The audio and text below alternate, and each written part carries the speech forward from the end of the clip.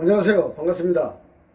오늘도 지난 24강에 이어서 이 시간에도 재산 박재현 선생님께서 박정희 대통령이 유신헌법이라고 하는 국가 초유의 헌법을 만들어서 새로운 집권을 준비하려고 할 때 일어난 이야기를 말씀드려 볼까 합니다. 당시만 해도 군사 독재 시절이라 말 한 번 잘못하면 남산의 중앙정보부에 끌려가서 모진 고생을 하던 그런 시절이 아니었나요? 지난번에 제가 친구들하고 인연이 있어서 요즘 유명한 남산의 부장들이라는 영화를 보았는데 당시의 시대상을 그대로 반영한 것 같아서 참으로 묘하다는 생각이 들었습니다. 자, 재산 박재현 선생님도 아무리 지혜롭고 사주를 잘 본다고 해도 권력의 서슬퍼런 칼날 앞에서는 피할 길이 없었던 것 같습니다. 그래서 운명이란 참으로 묘하다는 느낌이 드네요.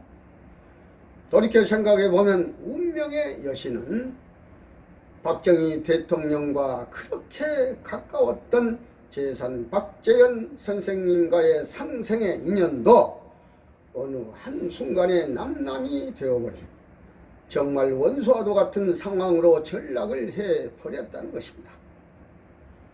옛날 중국 역사에서 가장 오랫동안 강한 영향력을 미치게 한 도가의 철학 사상이라는 것이 있습니다.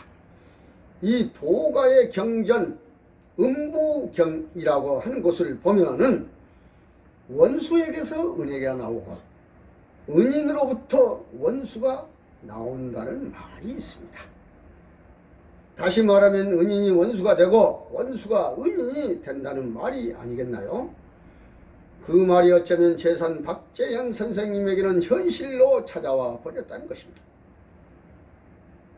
1950년대 후반 부산 군수기지 사령관 시절에 이미 재산 박재현 선생님의 신통력을 파악했던 박정희 대통령은 1970년대 초반 10월 유신을 감행할 무렵에 재산 박재현 선생님의 사람을 보내게 됩니다.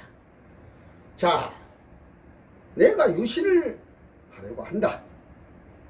그런데 그 유신에 대해서 너는 어떻게 생각을 하느냐 하는 것을 물어본 것이겠죠.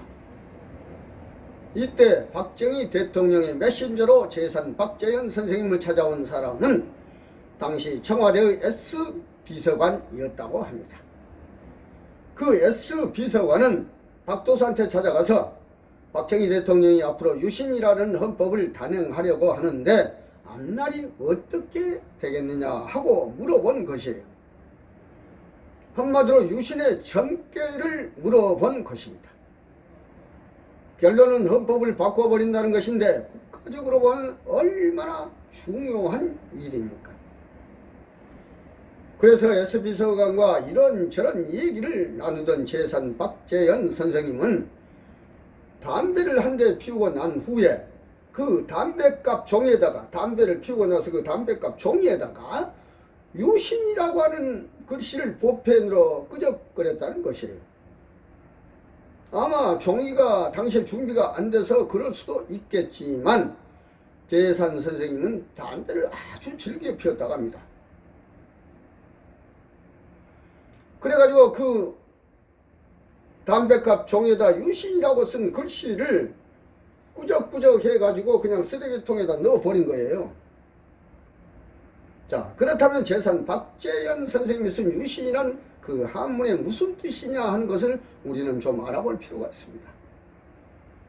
자, 박정희 대통령이 말씀하신 유신은 모든 것이 개혁이 되어서 새롭게 고쳐서 낡고 묵은 제도를 한번 뜯어 고쳐보겠다는 뜻인데 재산 박재현 선생님이 쓴 유신은 만약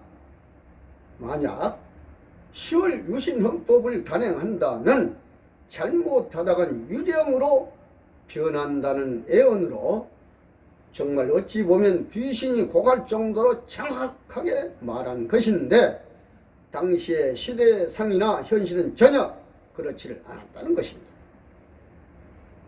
자, 다시 이 한문을 풀이해 본다면 재산 박재현 선생님이 쓴 유신이라는 글자가 저승 유자에 귀신 신자라고 쓴 것입니다. 다시 말하면 만약 유신 헌법을 단행하면 그 결과는 저승의 귀신이 된다는 무서운 의미의 예언이었다는 것입니다.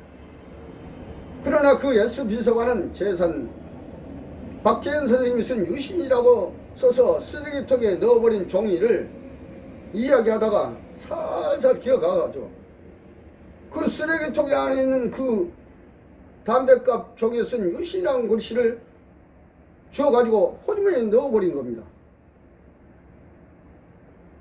자, 그런데 여기에 큰 문제가 생기리라고는 정말 상상을 못했다는 것이에요.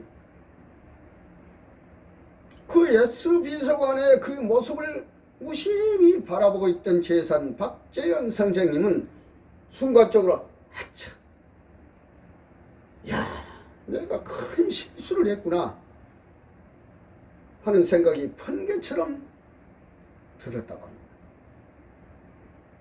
그래서 재산 박재현 선생님 비서관에게 그 담뱃값 가지고 가지 말고 그냥 여기 놔두고 가라. 어? 그냥 놔두고 가세요 하고 부탁을 했는데, 하지만 그 예수 비서관이 누구의 명령을 받고 왔나요? 그냥 갈 수가 있겠어요? 그러면서 하는 말이, 설마 제가 이 담뱃값을 박 대통령에 보이게 하겠습니까? 하면서 주머니에 챙겨가지고 방을 나가버린 겁니다. 자, 옛날 말에 설마가 사람 잡는다는 말이 있잖아요. 이 일이 있고 난 후에 얼마 있다가 건장한 기관원들이 와서 박재현 선생님을 잡으러 온 것입니다. 유신이라는 소리를 비서관으로부터 전해들은 박정희 대통령이 아주 크게 흥분하고 놀랐다는 거예요. 경노했다는 것입니다. 그래서 재산 박재현 선생님은 할 수 없이 중앙정보부가 있는 남산 지하실에 끌려가서 며칠 동안 죽도록 얻어맞았다는 것이에요. 지금 우리가 그때를 생각하면 참으로 무서운 시절이 아니었던가요? 기관원들이 팔을 뒤로 묶어놓고 사정없이 두들겨 팼다고 합니다. 1970년대는 민주투사만 남산 지하실에 끌려간 것이 아니고 지리산에 솔바람이 키워냈던 유명한 재산 박재현 선생님도 남산 지하실에 초대를 받아야만 했던 무서운 시절이 있었다는 것입니다. 자, 어쩌면 중생이 고통을 받고 있는데 도사라고 어찌 무사할 수가 있겠습니까? 그래서 인생을 살다 보면 누구나 자기도 모르게 역사의 수레바퀴로부터 자유로울 수 없다는 세월이 불현듯 찾아올 수도 있다는 것입니다. 당시 얼마나 많은 민주투사의 인사가 고통을 받았겠느냐 하는 것을 상상해 보는 순간입니다. 남산 지하실을 방문한 뒤로 그 재산 박재현 선생님은 내면의 상처를 아주 많이 받았다는 거예요. 이른바 기관원 공포증에 걸렸다는 것입니다. 낯선 사람들이 찾아오면 그 가운데 혹시나 나를 테스트하기 위해서 기관원이 섞여 있는 것이 아닌가 하는 공포 말이에요. 실제로 많은 기관원들이 재산 박재현 선생님을 찾아와서 별의별 테스트를 하기도 하였다는 이야기도 있었습니다만, 자, 그래서 명성이 알려진 도사는 옛날부터 악어처럼 물속에 숨어야 한다는 말이 있습니다. 그래서 서양의 신비주의자들은 악어 가죽을 만들어 가지고 자기가 살고 있는 거처에다 걸어두고 매일 아침 일어나서 쳐다본다고 합니다. 그 악어 가죽을 거처에다 걸어두고 일어나서 본다는 거예요. 그럼 자, 왜 악어냐 하고 궁금해 하잖아요. 자, 이유는 두 가지랍니다. 첫째는 우리 인간이라고 하는 것이 악어의 두껍고 질긴 가죽처럼 욕심이 많다는 것을 스스로 통찰하기 위해서라는 것입니다. 다시 말하면 욕심을 부리지 말아라. 자, 성서에서도 욕심이 화를 부른다는 말도 있습니다.